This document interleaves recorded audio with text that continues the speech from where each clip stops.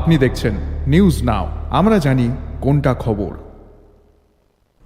পানিসাগর বাজারে শুক্রবার ভোররাতে ভয়ঙ্কর অগ্নিকাণ্ডে মুহূর্তের মধ্যে আগুন গ্রাস করে ফেলে বাজারের একের পর এক দোকান। স্থানীয়দের কান্নার রোল আর হাহাকারে ছেয়ে যায় গোটা অঞ্চল। খবর পেয়ে পানিসাগরে দুটি দমকলের ইঞ্জিন পৌঁছায় ঘটনাস্থলে। পরে পেছারথল ও ধর্মনগর থেকে আরও দুটি ইঞ্জিন যোগ দিলে মোট 4টি ইঞ্জিন মিলে নিয়ন্ত্রণে আনে আগুন।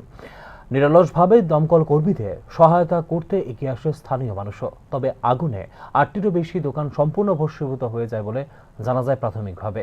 ক্ষয়ক্ষতির পরিমাণ বিপুল। তবে কিভাবে এই অগ্নিকাণ্ডের সূত্রপাত তা এখনও স্পষ্ট নয়। ঘটনার তদন্ত শুরু করেছে প্রশাসন।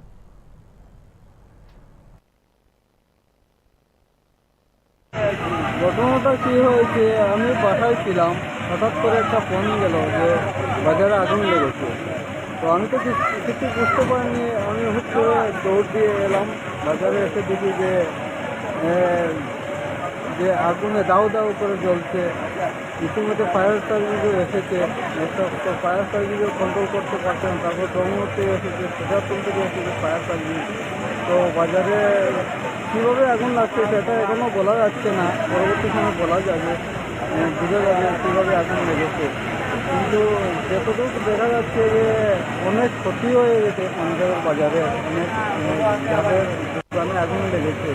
তো মোটামুটি এখন কন্ট্রোলে এসেছে, তেজারপুর থেকে এসেছে, ধর্মনগর থেকে এসেছে, মোটামুটি কন্ট্রোলে এসেছে। পরবর্তী সময়ে বোঝা যাবে কীভাবে আগুন লেগেছে, মানে বলা যাবে না, কারণ এখানে যে দোকানগুলোতে কী পরিমাণ মাল ছিল তা তো আমার আইডিয়া নেই। তবে প্রচুর ক্ষয়ক্ষতি হয়েছে, কয়েক লক্ষ